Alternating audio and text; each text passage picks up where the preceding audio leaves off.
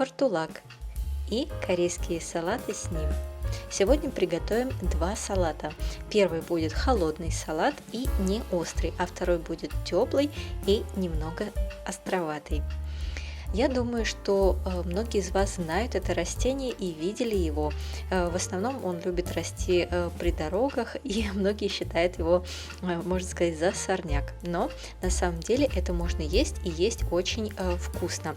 Если вы не разбираетесь в травах, то не собирайте его сами. Лучше покупать его на рынке, если, конечно же, там, где вы живете, это доступно в продаже. У нас здесь доступно. Итак, портулак. Один большой пучок нам с вами потребуется. И если же ваш портулак имеет корень, то нам нужно будет снять с корня ростки. И очень многие используют именно только маленькие росточки, маленькие ответвления, там, где ножки тоненькие. Я буду использовать и ножки, которые достаточно толстые. Мы должны промыть портулак минимум 5 раз в холодной воде, потому что там может быть очень много песка, земли и всяких других частиц. Поэтому хорошо промываем в холодной воде. Я показываю в стоячей воде, вы можете сделать это под краном, в проточной воде. И после этого нам нужно будет его отварить, а точнее мы будем его бланшировать. Поэтому мы доводим воду до кипения и бланшируем портулак в кипящей воде всего лишь 30 секунд. После этого мы вынимаем портулак и кладем его в холодную воду, чтобы остудить. У этого растения очень много полезных свойств. Например, если есть сахарная болезнь, диабет, а также, например, если болят суставы, кости, и для кожи тоже очень полезно. После того, как портулак остыл, мы его аккуратно отжимаем. Лучше взять достаточно объемную такую горсть, чтобы он сам на себя давил своей массой, и аккуратно, не сильно, можно сказать, так нежно надавливаем и отжимаем. Вы, как видите, у меня получилось таких 4 комочка, 2 из них у меня уйдет на холодный салат и 2 на горячий. Вы можете использовать целиком, не нарезая, просто гораздо удобнее есть, если все-таки он порезан на среднего размера куски. Тут уже как вы собираетесь его подавать.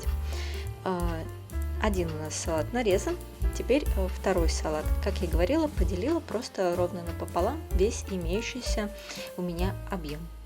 И холодный салат начинаем делать прямо сразу после бланширования. Добавляем в портулак соевый соус пол столовой ложки.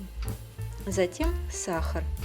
Пол столовой ложки. Сахар не едите, можете пропустить или заменить на какой-то другой, например, на стевию.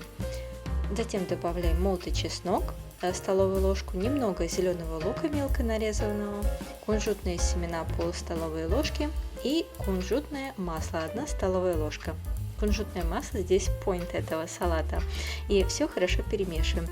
Китайцы, кстати, добавляют уксус в свой салат, что тоже очень вкусно.